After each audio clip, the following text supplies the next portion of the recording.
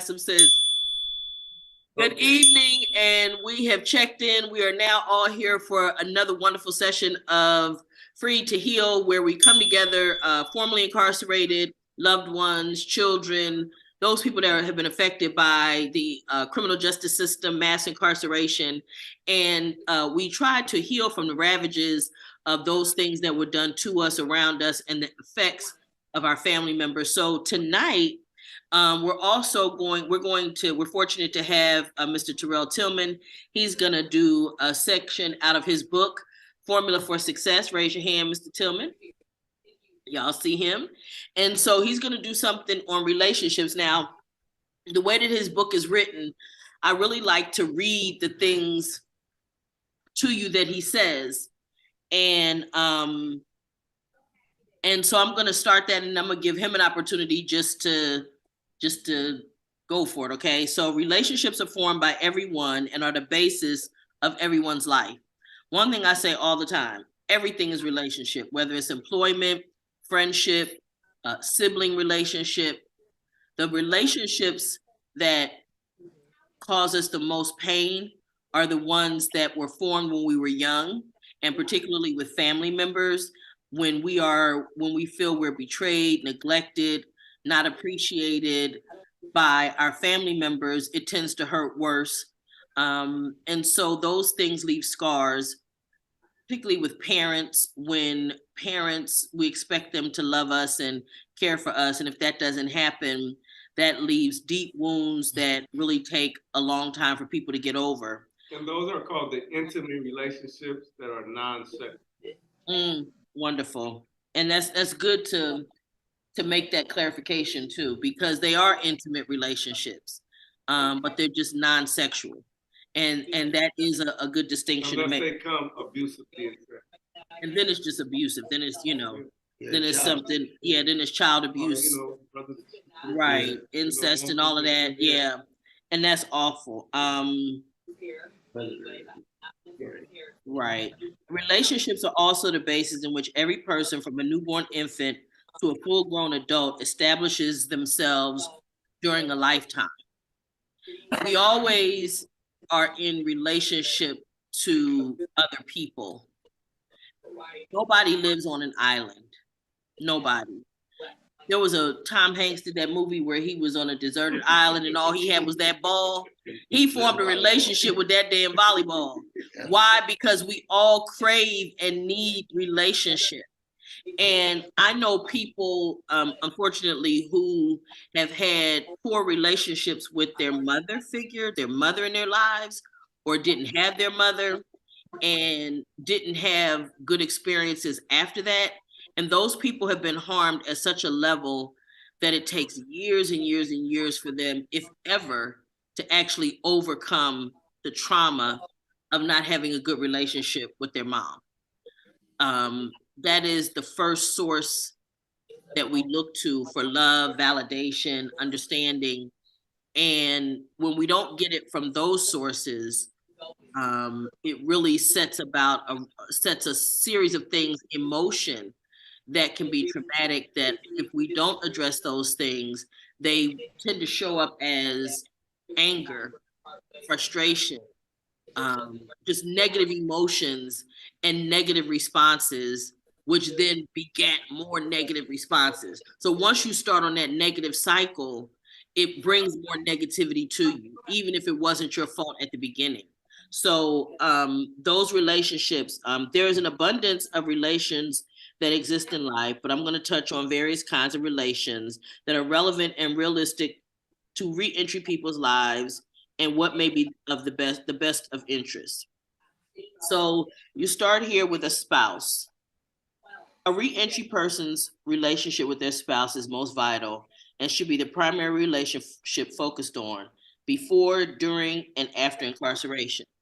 So something you said earlier, James, about those relationships that we have when folks are incarcerated. I'm the person who was on the outside, and you mentioned the fact that we, whatever the conversations were, we were trying to keep those light and keep you in a positive way.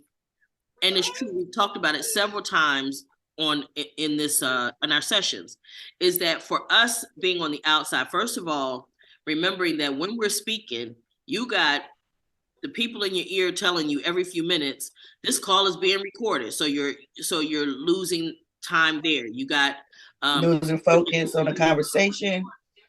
Said it again. I said you be losing focus on your conversation. Because they interrupt you, especially if you were, into something and you know that somebody's listening. So you're not trying to be too intimate. But then also the goal is to keep you, is to have a pleasant exchange. And so, yes, I know as the woman on the outside, my goal was always to keep the conversation positive. I didn't want to talk about the mundane things and, likely, for example, the things I'm going through right now, if my guy was still in prison, I probably wouldn't have even talked to him about that on our Sunday calls. Just because, number one, there was nothing he could do about it. And I know that he would have been upset about that. And number two, because I only get a few minutes. I want to hear how he's doing. I want to know what's going on with him. Wait 1 second. Mm-hmm.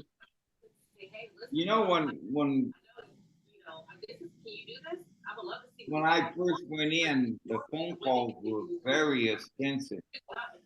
And then Wait 1 second. Somebody's got a TV going that's in the back, and I need them to mute.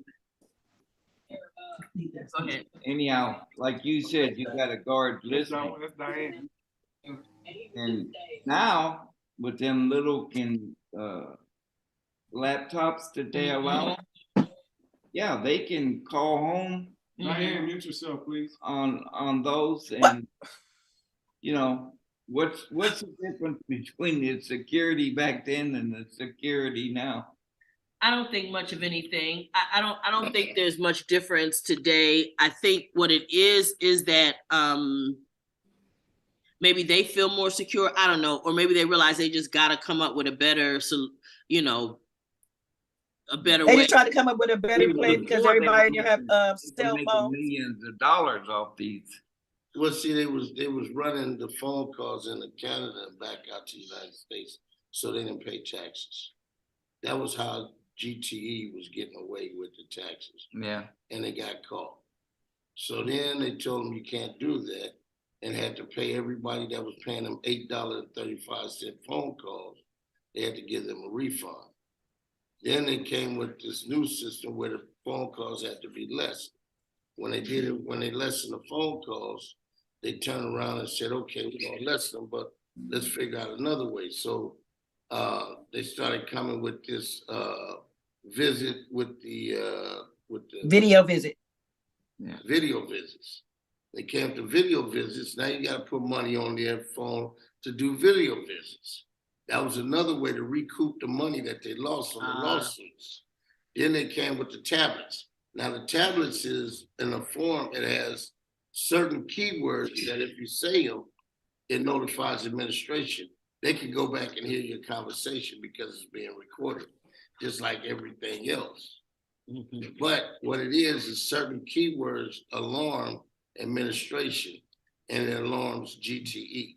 And they'll get either the prison.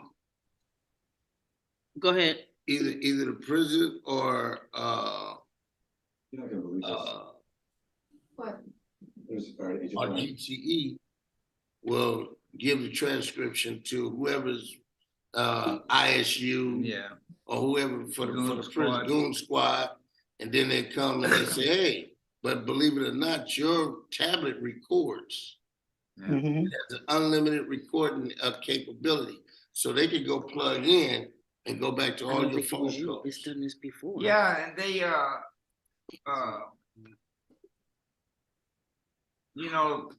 like when they were locked down and they would use the phones, and now the people can tell them what's really happening. Yeah, but they don't understand it. They were making, I think when they try to cut out family visit, talking about overall it cost $1 million. Mm-hmm. And then they said, well, how much do you make off the phones? And they said it was over like $8 million a year they were getting from the phone company. But let me ask, hey, Di, so with the tablets, don't they have to pay for those? Yes, you have to put money on the tablet for them to be able to watch movies and things like that. Yeah. But they can't call as much as they allowed to call. They can call all they want to. Yeah, call the But for them to watch movies and things like that, you have to put money on there. Okay. Text messages, send pictures, all that. Yeah, but it's only like 5 cents. Like for me, I had you open an account, you have to put some money on your account. So I put $10. But me to send pictures and text messages and stuff like that, it's only 5 cents. Okay. And I'm gonna let y'all in on another big secret. One of the main new reasons why they do it, they didn't got enough money. It's so they can catch some of these cold cases and catch people with new cases. Right. Mm-hmm. That's all it's about. Because they want people to feel comfortable to be able to talk and act as if access to talk. Uh-huh. But they monitor the iPads all the time.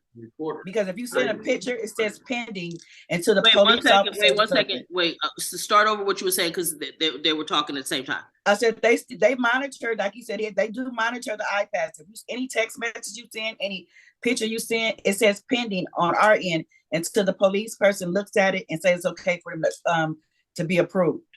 But if you said they still monitor everything that goes on with that iPad. So for anybody listening that may be incarcerated or that's talking to somebody, make sure you guys understand everything you do is being monitored. Even if you can't the false impression that it's not, it is right. It is, because you can't have YouTube on there. You can't have nothing like that. Like a lot of things you can't have on there. They have all that stuff is out of there already. It's only certain things they can have on the iPad. They can't have an open iPad with all the stuff like we have. No, they do not have that. Okay. So you were going to say something? Uh-huh. I seen this I don't know, you call it a program or whatever it is, but like when guys used to have phones in there, and these dumb fools would sit there and send pictures with holding knives and drinking Pruno and all this shit. Oh, they do. And the guards knew who had phones, and they were monitoring it. And when they went to board, all that came out. Yeah, the board say, "Are you ready to go? And you got your thing together?" Yeah. Then they flip these pictures up, saying, "Where's the knife?" And what? There's a lot of dumbass people in the prison. Well, you know what? There are. Well, they still doing that. They still making videos with them in prison all the time. Yeah. And I just think it's crazy. Facebook. That's the reason why they give it to them, because they know they're gonna incriminate themselves. Yeah, some people, but one of the things that I don't want to be interpreted from what was just said is that all the people in prison are in there because they stupid, because that's just not the case. I didn't say all of them. No. I'm not. What was said collectively by everybody, somebody listening could get the impression that people incarcerated are dumb, because that's what society is said. Dumb criminals, right? Well, there are some dumb criminals, right? But people do dumb things, but there are a lot of people, the people that they sought to incarcerate for the longest period of time were actually the smart people.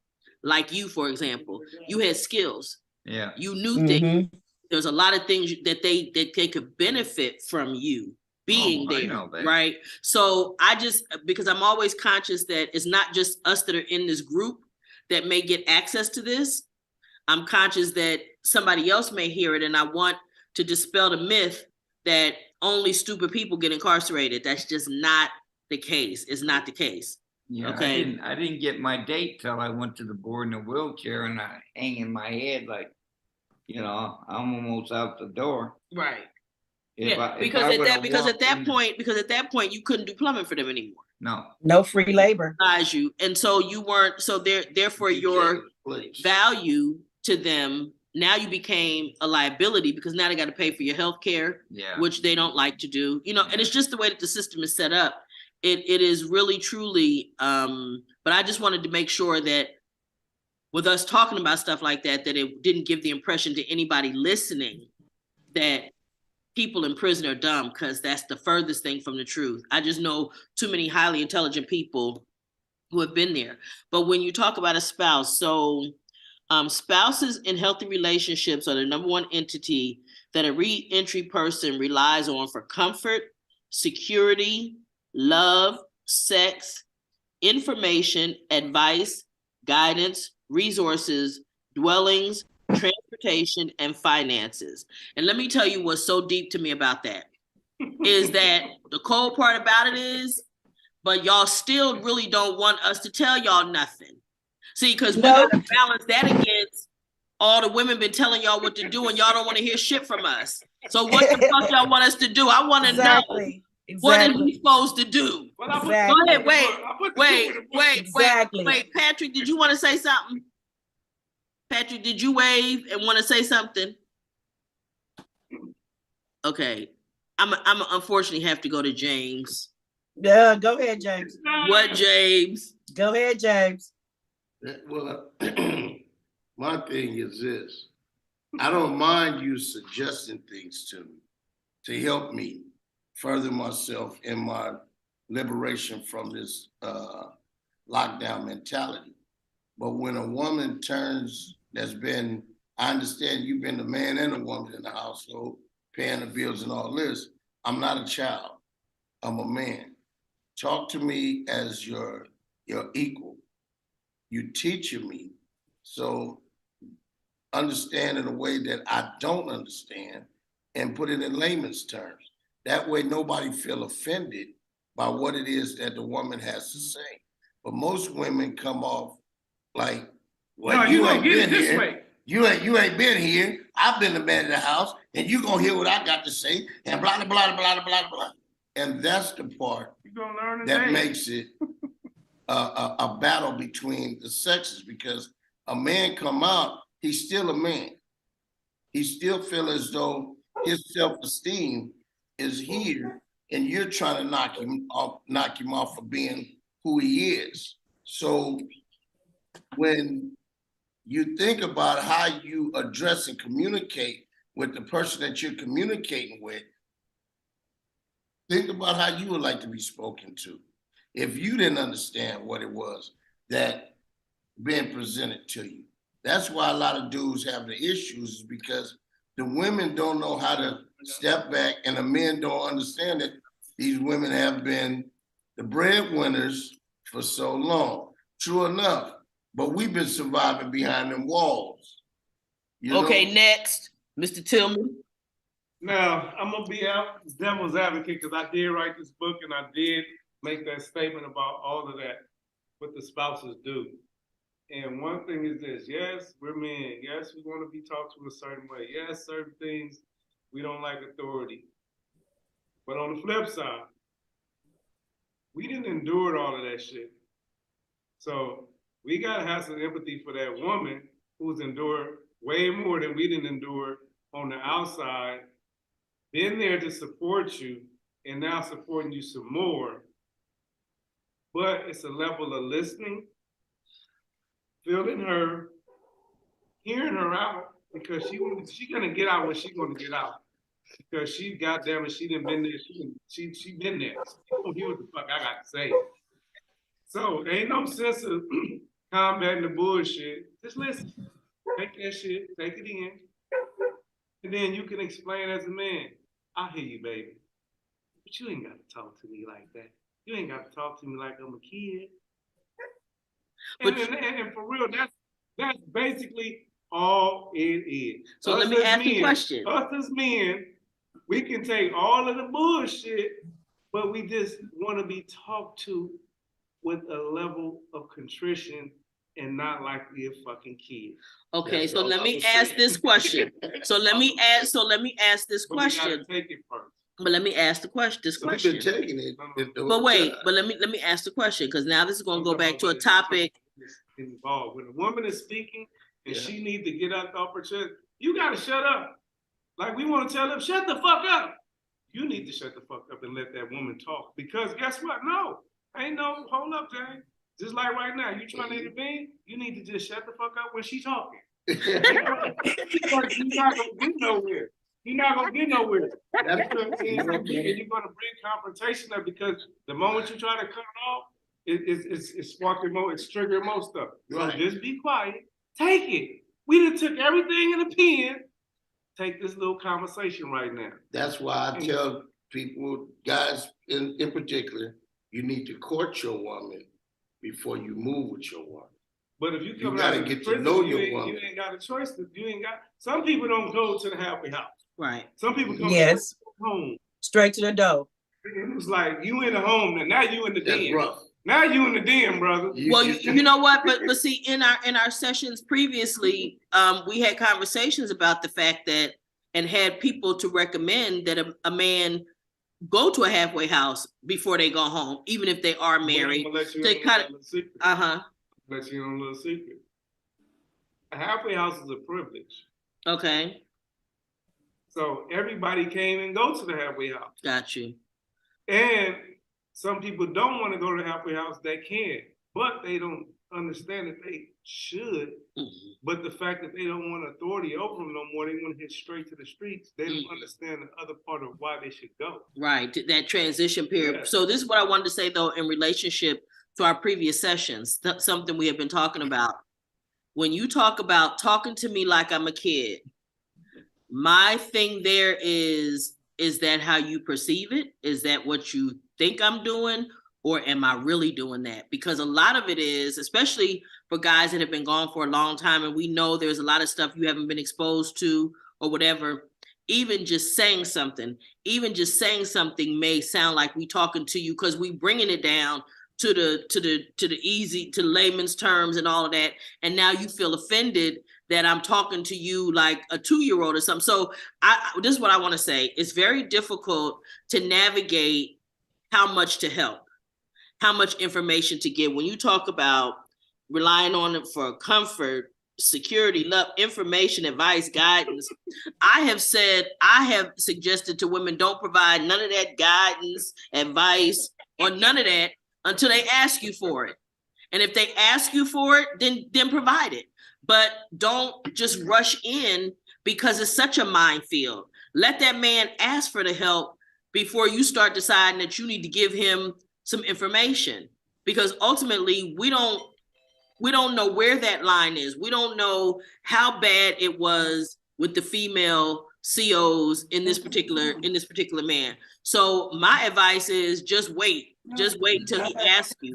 If he asks you for information, if he asks you for advice, if he asks you for guidance, then give it. But if he doesn't, let him do whatever he's doing. That would be the easiest way to me to make sure that we don't create a problem that shouldn't be there. But you wanted to say something.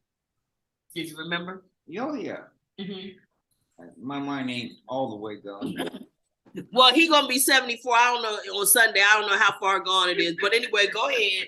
I know at Sisters Teresa, all the halfway houses she's got, every one of them's got 1 or 2 ghosts.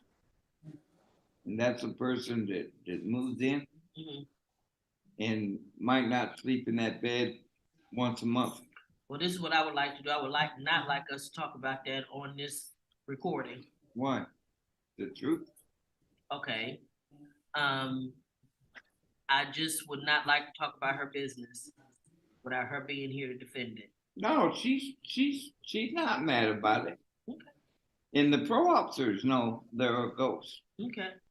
You know, they that's why most pro officers call you and tell you when they're gonna be there. And they're ghosts because they're with their woman. Is that what you're saying? Yeah, they're living with their family. Okay. You know. Well, and see, but for me, I would prefer that a person go to somewhere and really be there to give themselves, particularly if they've been gone over 15 years. Like, you need a transition period. Inspired. Really, Terrell, even at 5? Listen. Things change in months. So if you've been gone 2 or 3 years, shit done change. You gone half a decade, shit done change. Gotcha. So as a man, you my woman, this is just me. I don't like to crash. I don't want to find out the hard way. So if you my woman, and you love me, you got my best interest, tell me some shit. Right. Give me the preventative measures, because I don't know. Right. I'd rather you talk, let me feel like you being authoritative over me and talking to me like a child, save my life or save my ass, than to let me bump my head and be back in jail. Yeah. Come on, baby, why you didn't say nothing? Right. And basically, that's all we really are trying to do. We're not trying to talk to you like a kid. And it's like James was saying, it's about courting, but it's about communication too. Mm-hmm. You see what I'm saying? And that's the part of courting, the communication aspect of it. And if you've been communicating with this person and now you're there with them 24 hours and you're living with them, it's a level of understanding and communication that needs to be had. So the woman doesn't feel like she's overstepping her boundary. Well, I gotta let this motherfucker find out that he don't want to listen to me. But it's also the tone, because that's the main thing about us men is the tone. Mm-hmm. We can take all that shit, but when we feel like you talking to it like a kid, Yeah. with no level of respect, that's what's gonna trigger any man. Right. A real whether man. whether he's been incarcerated or not. That's the truth. Mm-hmm. That's for sure. That's for sure. Go ahead, James. But see, about when I came home, my friend, I had anxiety going to the stores. Remember I told you, just getting toothpaste and things, I broke down in tears. But what she did was, she was there to comfort me and ask me, what is this going through me, and to understand where it is I've been. Because she has never been to prison. She has never walked 26 and a half years off from prison around that same track. So she can't, right. So she's trying to understand me. And when she did that and I opened up to her, now we have this level of understanding and communication. You got a code word now when something overwhelming you. Right. You off. I do. Everyone that goes in the store with me, I know it's crowded, I give them a code word. Hey, look, because I still battle anxiety. And I've been out 3 years. I do too. So when we were talking, she never came off as like a dictatorial, like a dictatorship. She would ask me, she'd say, do you understand this? Do you understand how to do this on the phone? Do you understand what it is we're doing today? Do you understand, okay, now what do you think we should do today? And she gave me that chance to be able to feel as though I'm free and give me my space to be who I am and don't feel like, come here, little boy, come on, little James, walk to, you know. She gave me that chance of being that man that she needs, because we understand that Rome wasn't built in a day. It's gonna take me some years to get out of prison. And there's people that say, oh, you out of prison, you should get over that. But you don't get over it overnight. Right. You know what I'm saying? It's not, it took us almost a year before I was able to spend a night with her, because the being in the bed with her, and when she moved, she turned over and looked at me, and my eyes was wide open. I'm looking at her like, wow. Yeah. You see what I'm saying? So it takes time. That's why I tell dudes, you need to court your woman. You need to get to know who this woman is, because she gave you the good side while you was in prison. Now you get to see every side of her when you're out of prison. Well, and it's a valid point for this too, is the fact that even if she was just trying to be herself, there is that filter that we talked about earlier, right? We're filtering because we only have so much time. 15 minutes. With you, right? We got 15 hot minutes. If we want to visit, however long that's going to last.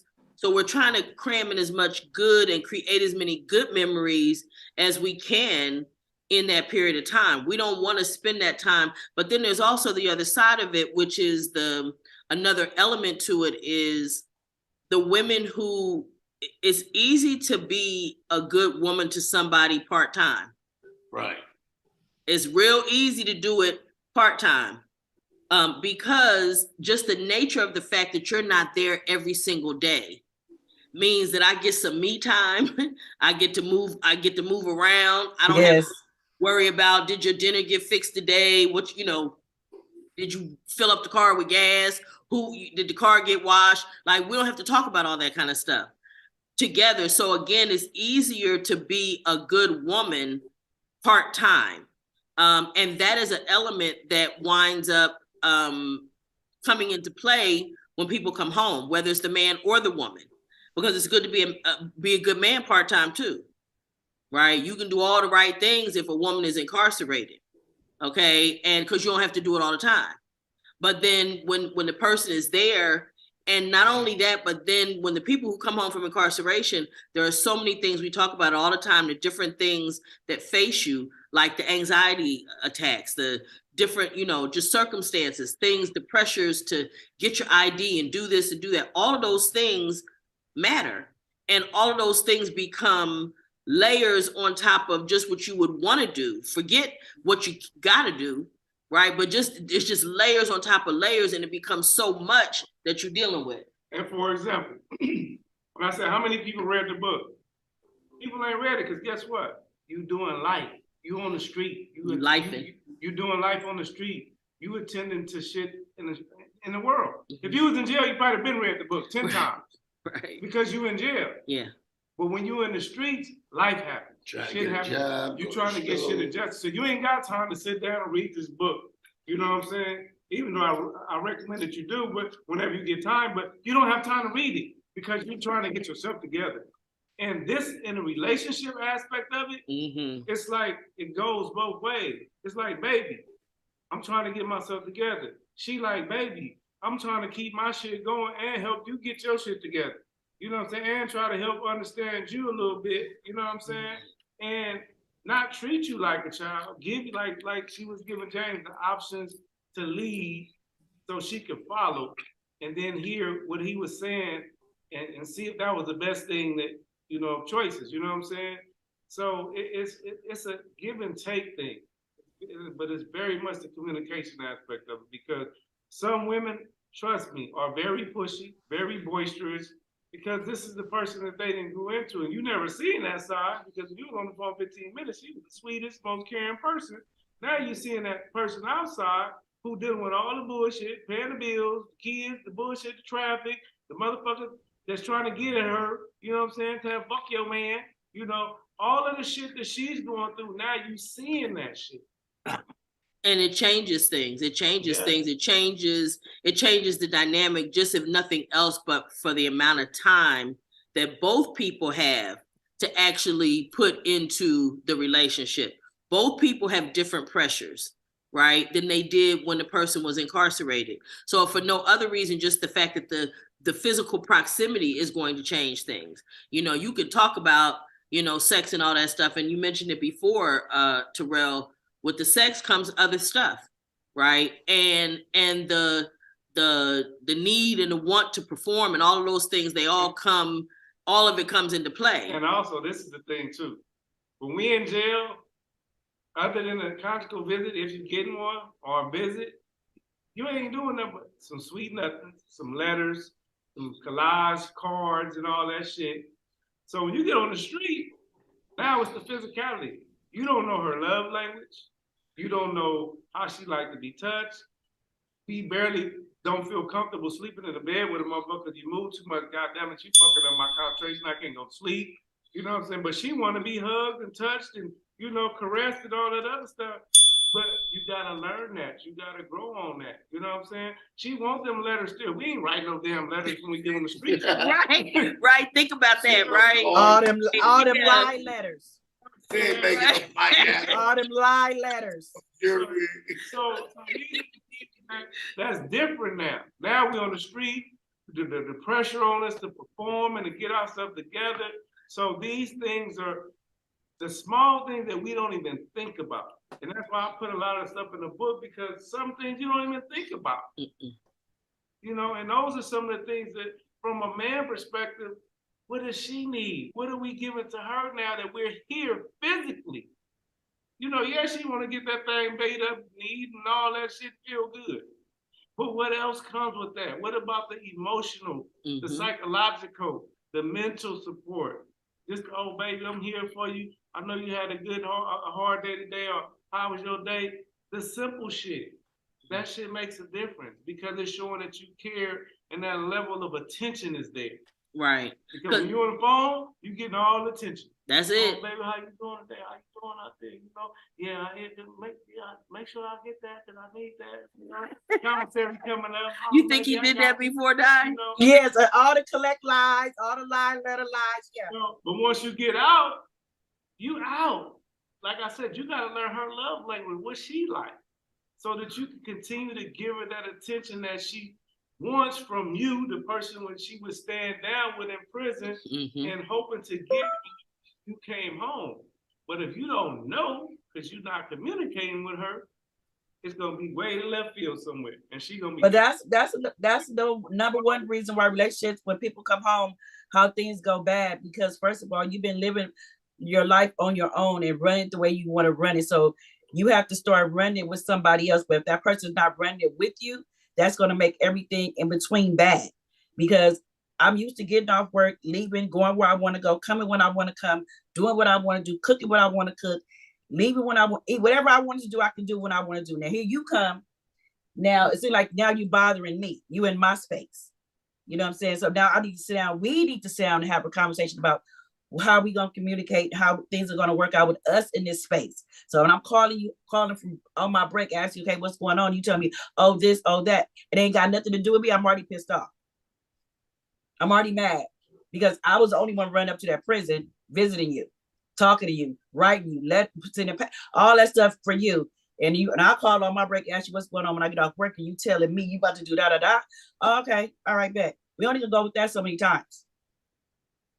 Then the rest is gonna start going back. Expected, but see, you know, something you said all right them here. liar letters, all them liar phone calls. Talk to hear about the reentry person not being pressured to perform miracles immediately upon release, right?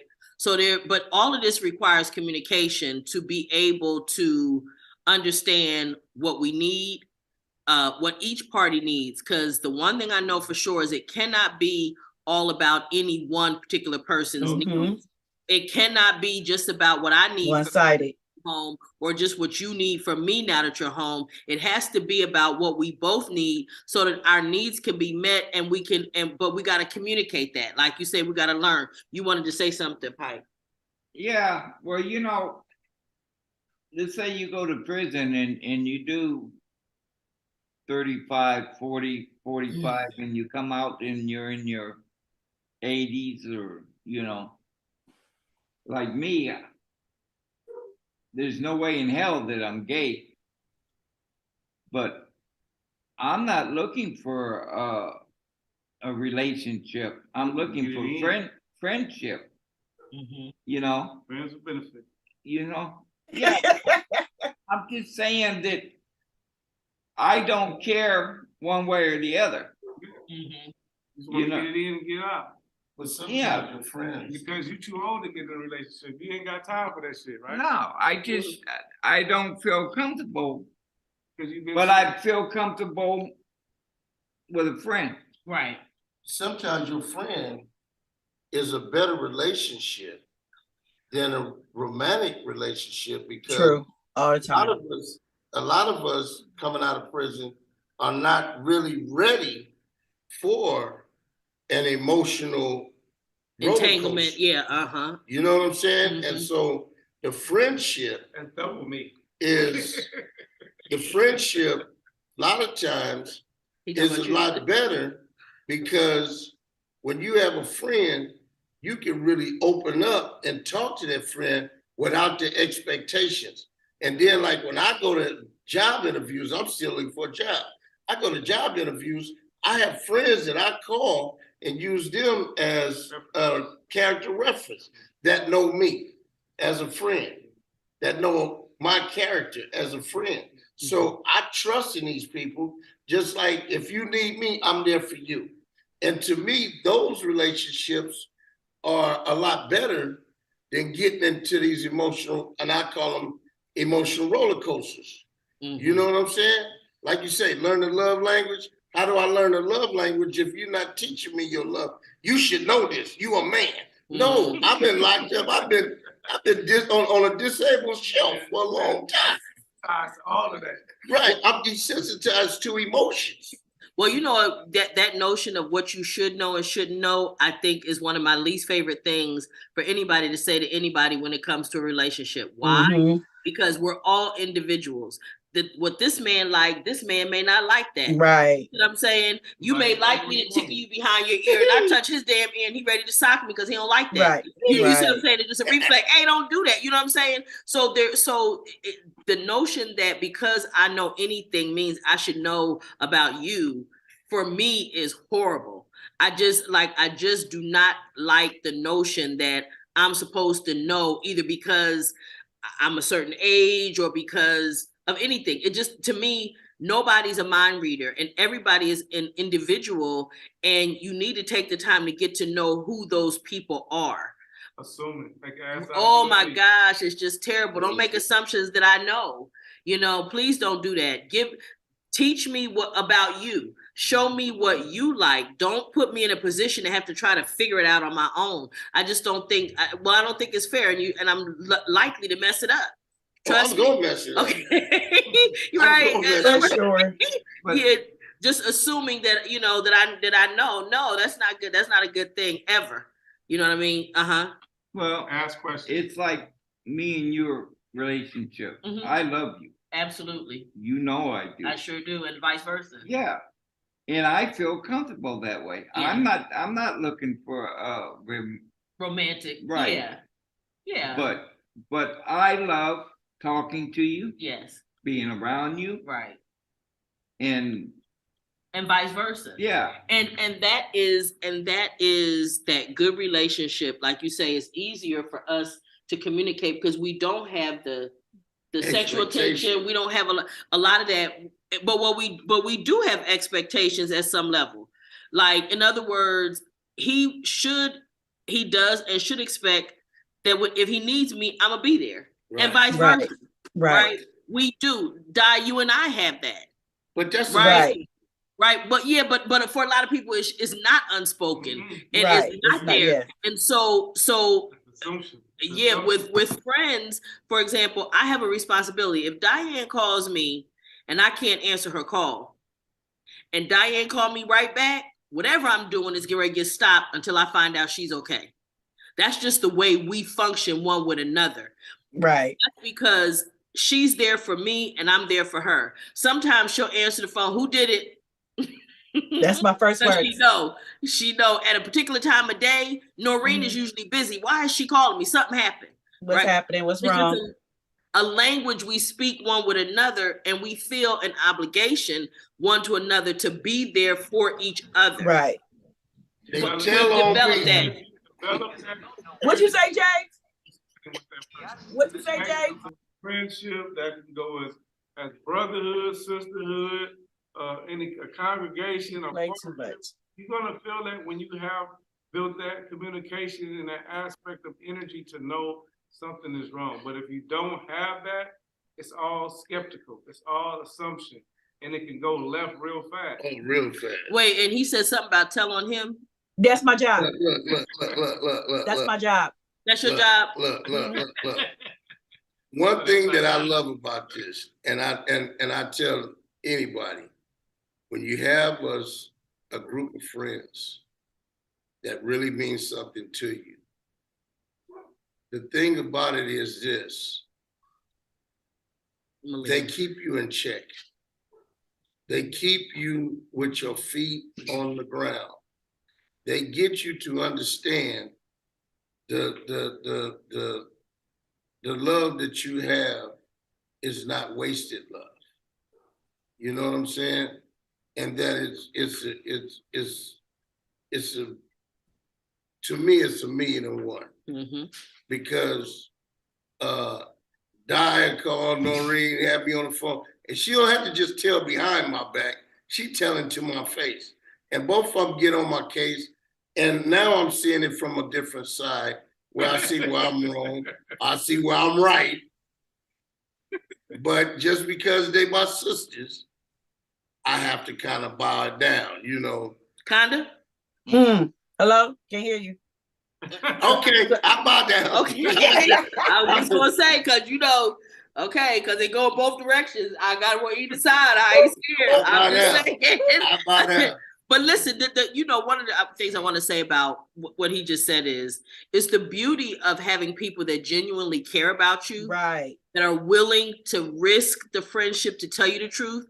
Because I'm gonna tell you this, I know a lot of people, and a lot of people don't want to hear the truth. No. They don't want you to call them out on their nonsense. True. Well, I have a difficulty being a friend to somebody who only wants a yes person. No. I'm not a yes person. No.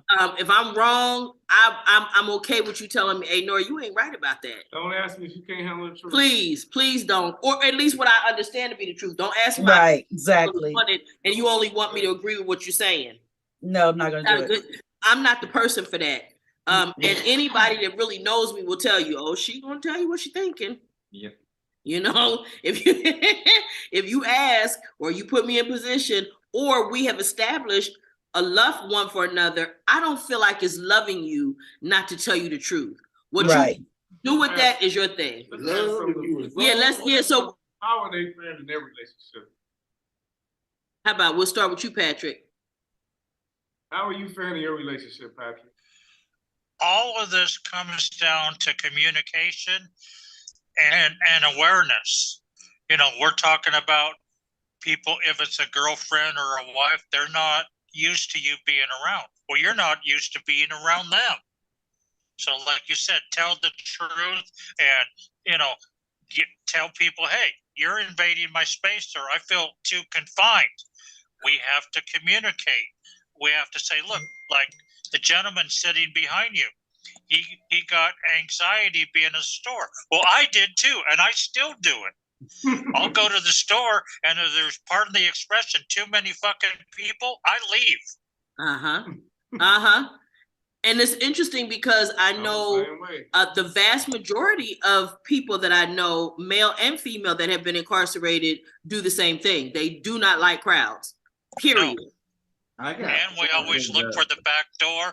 And if we go into a restaurant, we sit by the dishwasher area because we know that's the back door.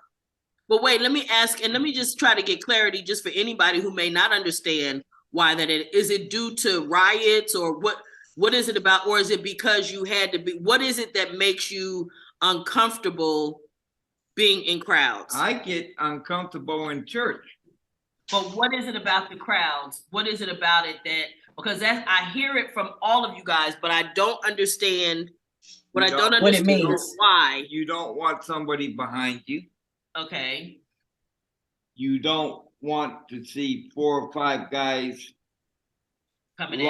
locking up, coming toward you. Okay. It's just a defense that you built. And when you see it coming, you got to react, and you got to react fast. Okay. You know, that's... What is it for you, James? Is it the same thing or? Well, I was in the riots in '96 in New Folsom on B Yard. Mine's is, and I've been in other riots where I was in cafeterias, and what the police would do, they would lock the doors. So they leave you in there to just fend for yourself and go for because blow. they're cowards. Because they, the police don't want to stop it until we all too tired to fight back. And what it was now when I walked into a restaurant, like you said, I can tell you where every exit is. I can tell you where every entrance is. Entrance, exit, same thing, but even emergency exits. Because I've been trained to do this by when you go into cafeterias, when you go into the gyms, when you go into even in medical. You go in medical, you looking at routes to get up out of there because there's so many things that can hurt you. So when I went to Fremont in Las Vegas, my daughter and my son laughed at me because it was so crowded. Every time we stopped, I would put my back up against the wall because I didn't want nobody to walk behind me, behind being in prison. You don't walk too close, and people don't understand that. It's like watching everybody goes one route around the track. then every once in a while you see a person coming the other way. That's a motherfucker, excuse my language, that's the dude you gotta watch. I've seen guys with their so-called homies and they got hanging over them. And then as soon as that bastard was coming in the other way, they'll lock up on him for that dude to stab him. You know? So, it's things and then let me ask you, Patrick, let me ask you, what is it for you about crowds?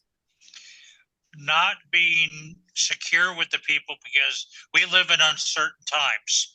Because of what happened in Washington, D.C., because of what's happening here with gay pride or what's happening with immigration. You don't know what's going on. And like you said, you might get locked in somewhere. And I've seen it where people got locked in. There's a robbery, there's a burglary, someone has a medical problem. The first thing restaurants and big buildings do, they lock you in. Gotcha. It's just, there's an earthquake, they lock you in. Something happens down the street, and now you got banks and schools that are locking people in. They don't even tell the kids or the parents for 3 to 6 hours, hey, we had to lock down the school today, or we had to lock down. I've gone to DPS or Social Security, and I've locked the building down. And you never knew why. That by itself, just having been locked up for so long, is just uncomfortable. And the notion, I need to get out of here because I don't want to. So, you talked about it. It's re-experiencing trauma. And what I'm learning and listening you remember to you all something else. Is there's so many layers to it. It's so many reasons. In other words, it's not just one particular reason why. There's lots of layers as to why people that have been incarcerated don't like crowds. Yep. So that's interesting. Mr. Bradley. Mr. Bradley, your turn. Yes, I hear you. Talk to me. I don't really even trip off crowds. I look at people as entertaining, and I feel comfortable around people. I just always observing, got my head on the swivel, looking at, checking out people and stuff like that. If I see someone looking at me, staring at me or something like that, now I put that defense up. But people just mind their own business and living their life. I really don't care. Then when it comes to relationships, like I've been down 33 years, no breaks or nothing. But my girl, we hugged, she grabbed my ass and I jumped. I'm like, what the hell? And that, I felt uncomfortable with that right there because, being incarcerated all that time, you don't want another person touching you. But with her, it's like I got used to it. That's something I knew I had to get used to it. With that, I got violent or anything. I just jumped. She's like, what's wrong with you? I just explained to her. That's something I'm not used to. She said, you don't want me doing that? No, it's you. You could do that. You my woman. You could do that. I ain't sure that's something I got to get used to, And it's like, by me, I had to go through all these groups, different groups, nonviolence, communication, and all these different groups of learning coping skills to deal with society and stuff. So when I wake up next to another person, I'm comfortable. It's like at first I thought we were gonna be comfortable with that, but my whole mind's at peace because of the things I went through to get where I'm at today, get my freedom. Learn these coping skills and these anger and what make me angry and all this stuff. And like y'all was talking about talking, it's not me about being a man. It's about treating another human being like a human being. That's why I look at it, because people put that man, woman, is like it's some kind of higher power to be a man. No, it's be a human being. Treat everyone as human being and be open and all that communication or arguing, raising your voice. When you raise your voice, you're arguing. But when you sit back and just talk to another person, you're not arguing. You're communicating with one another. You're listening to one another. When you get to raising your voice, you're trying to out-talk the next person. And that don't work for me, because it's like I realize now, they used to say, don't argue with that person. Take off where you're mad at. That was the stupidest shit you could ever do. Take off where you're mad at. And that's what, a lot of people was that false image of believing some crap like that. No, you talk to a person. That person got something to say, listen to them. But you also have to let that person know, you got to give me a chance to respond to some of this shit you're saying because you're saying so much different things that I want to address that you went to 100 different other things. So it's all about communication and understanding and trying to meet a person halfway. You know, that's how I look at it. Kit, Yeah. Kit, can you unmute? Unmute again? Oville, no, Oville. Oh, okay. Can you hear me? I sure can. Okay. The whole thing is this. Okay. People are giving you a lot of things, and I listen to them all. But when you grow up and you grow up through the system, from juvenile hall to YTS to the gladiator school, then you graduate to Quentin, then you graduate to Folsom, then you graduate from there to Calipat, then you graduate to Pelican Bay. These are the stepping stones that you learn. And if you know anything about these stepping stones, anytime something happens, you want it to come in front of you, period. Because we could be fighting like cats and dogs. It doesn't make a difference. When the gunman starts shooting, the block gun, the Mini 14, anything, you want to see so you can hit the deck. Understood. So you can get on the ground and get away from that bullet. The bullet has no name. Right. The bullet can hit steel. The bullet can hit cement. It don't hit anything. It will bounce off of that and hit you. Okay? Mm-hmm. This is why when you get around a bunch of people, you don't let nobody get behind you because they can stab you in the back and keep moving. You don't let nobody get on the side of you because they can stab you in the neck and hit you good. Okay? And they hit you in the right spot. You bleed out before you even hit the ground. Wow. Okay? So now your best defense is to stay ready. You ain't got to get ready. I heard that. If you already ready, you ain't got to get ready. I heard that. Okay. And that's where that comes from. Okay? You wanted to say something? Yeah, you know, we talk about, you know, us in prison and stuff. But if you think about it, the average person who's never been in prison, they have the same problems communicating with Yes. with their loved one, and you know, we're not just the only ones. I think most people have to learn to live and love and do life. You know, they got just as many ups and downs as we do. They do. We do. We all do. But the difference is that because of incarceration, and particularly for long periods of time, it adds layers onto it that make it that much more difficult to communicate. And a lot of it, the reason I do this is because a lot of people they don't have anybody to explain it. So if you can't express what it is, you can't tell me what you're thinking or what you're feeling or why, because you never really sat down and thought about it, then I don't have any information. I can't respond appropriately. And to piggyback off what she's saying, when you're confined, there's not a level of experience of different things in society. You're confined to a certain space. So you're normalizing the certain spaces that you're gonna be in. And you know, from prison to prison to prison to prison to prison to prison, it's the same shit. It's just a different prison, a different yard. But at the same time, you know what you're gonna be dealing with. And that level of understanding is always gonna be the same pretty much. But in society, learning and growing in society, you never know what the hell gonna happen. Yeah. You know what I'm saying? You don't ever know where you're gonna end up at. Everything can be on a whole different level in different ways. And then as far as the awareness, me, myself, I stay aware because prison, I want everything in front of me. I constantly watch my back. I'm in this mirror right here, watching the door. It's my awareness level, and I'm not gonna never lose that. But the fact that I know I have to use discernment to the energy and the places that I'm around allows me to be a little more conscious of, I don't really have to worry about I'm in a position of somewhere where somebody finna just stab me because I'm not in the prison environment anymore. But those anxieties and that PTSD is not going away. It's still there. It still can be triggered off, but I have to learn how to utilize it when and where.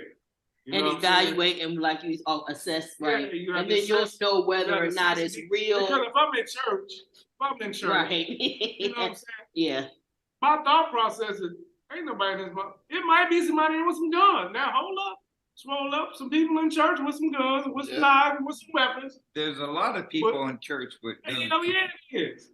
But my thought process, this is a place of worship, and my energy and the energy in here supposed to be good. Right. So my level of thought is, it ain't no ride finna jump down here, or ain't nobody finna stab me in the neck, right, or in the back. So that's a level of awareness that I understand, and I'm not letting my guard down, but I'm just having a little discernment that I'm not here and nobody's going to do harm. Whether or right not here. That level, whether you need to be at this level of height or this one. Right. It's different if you're in church in the pen because right. you know something's going to go down, maybe. You know what I'm saying? Right. You can feel it. Yeah, you feel attention. So in society, it's different thing. When you going in the store, the grocery market, I see crowd, I'm like, that's too many motherfuckers in here. I'm gone. It ain't because I think something's going to happen to me. It's just because I don't like being around. I don't like motherfuckers close to me. Right. You know what I'm saying? Right. So it's not always the thought of danger. It's just the thought of comfortability. You know what I'm saying? And the being around awareness. Because if you feel like you got to be like this every goddamn way you go, it's going to be, that's a state of paranoia. Yeah. You know what I'm saying? And that's a lot of work too. But you always want to be ready. Like the brother said, you always want to see shit in front of you. And that's just something that's going to be with you for the rest of your life. If you did any type of prison time or you've been trained to watch shit. Because listen, our training at PCITI taught us that. Keep everything in front of you, right? So I never been in the penitentiary. Yes. You know, all that shit. Like, when I walk to a place, I go, where the fuck is the in route, where the out route? Because I know how to get in that bitch and get out that bitch. Everywhere to go. Because that's just how I've been trained. To know how the fuck to do what's what. Because ain't nothing worse than something happening, you don't know where the fuck to go. Right. You don't know how to get up out of it. Right. That's the worst. You know what I love? I'll be standing in line and I'll look behind me or outside of me and I'll see a person, man or woman. And little kids do it too. No, but what I'm saying is they look at you like, you know, not bad, but you know, and then I'll say, hi, how are you doing? And that whole expression on their face changes just for a few words of kindness. Yeah, most definitely. You know, and damn if it don't make me feel good. Well, you know what? I think that's the perfect note to end this on, because you know what, a little act of kindness will take you a heck of a long way. And he did. He survived. He did good the whole time. But y'all gonna work. But wait, I want y'all. What's today's date? June 6th. This the actual date that the Messiah was actually born. He wasn't born in December. He was born June 6th. And I can prove that to you, but neither here nor there. I'm just saying. So on Jesus's birthday, we had Pike up in here being good, y'all. Said that's a good being nice, and he didn't. He didn't say nothing. Yeah, speaking words of kindness, y'all. He ain't trying to shoot nobody, shank nobody, nothing. So we did good today. Today was a good day, y'all. I'm glad that we were all here. Check us out always on all the social media platforms. Come back, be with us next week, and have a good one, y'all. Bye-bye. Bye-bye. Bye.